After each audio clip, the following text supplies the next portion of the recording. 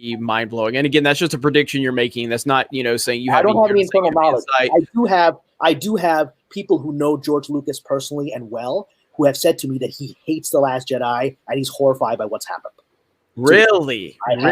I've had people, screenwriters that have worked with Lucasfilm, that have told me directly that See, I didn't know. I never even thought to ask you that question. So can we? And of course, I'm not going to ask you any questions specifically about names, because I would never ask you to do that. But so now he hates The Last Jedi. Do you know anything else about like where he stands on the other films? Like Solo and all of. Have you heard anything from anybody? Okay. Well, I heard the most about The Last Jedi because I'm vocal on it. And so when I started getting people to talking to me privately, so, someone who I'll not identify, who I know has very deep roots inside of Lucasfilm today and the George Lucas camp, as in personal relationships with Lucas himself, have said to me that Lucas has said privately that he feels The Last Jedi, to use the actual word, is soulless, that it lacks a soul.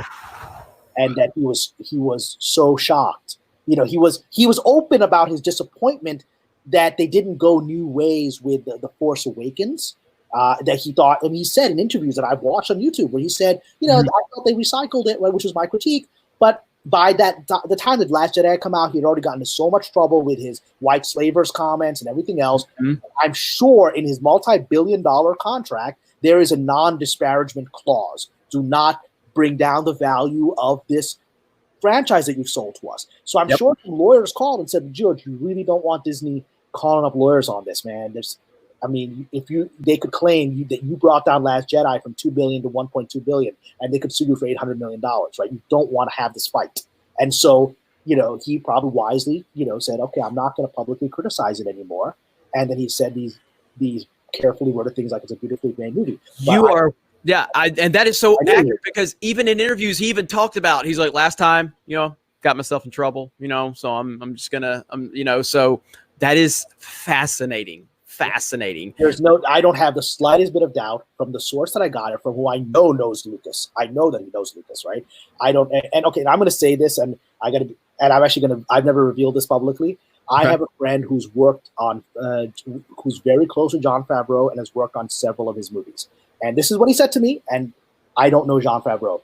He said to me, Jon Favreau hates The Last Jedi. Whoa.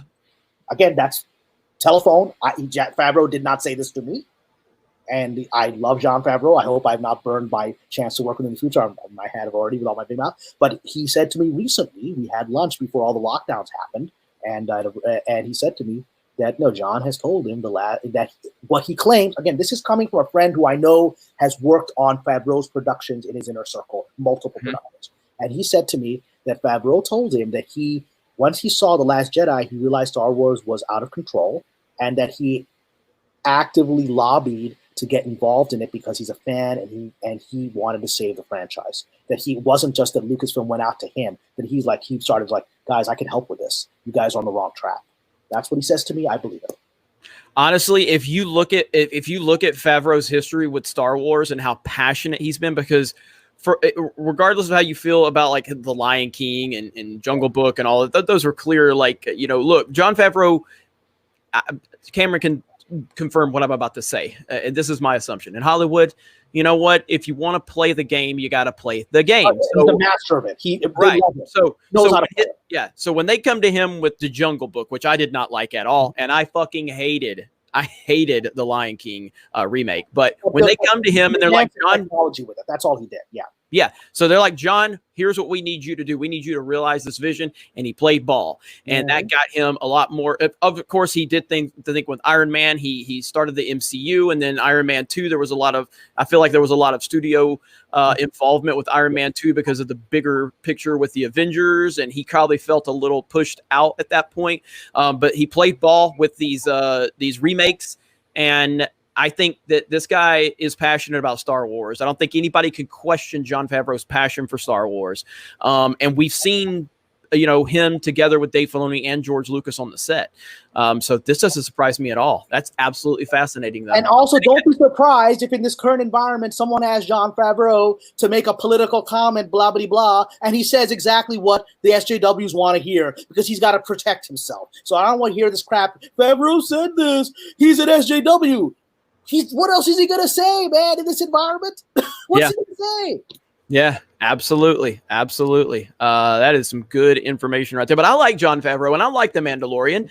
I didn't think it was perfect or great. It had some slow moments, but overall, I enjoyed The Mandalorian. It's getting back on track. It's trying to get back on track on something that was derailed. Yes, absolutely. So yeah, that was fascinating. I was not expecting that, but yeah, you kind of blew my mind there a little bit. I think you blew the chat's mind too. I'm not getting a call from Jon Favreau's agents. Hey, why are you talking about our client? Right now, nobody gives a crap about me, so I'm not going to get that call.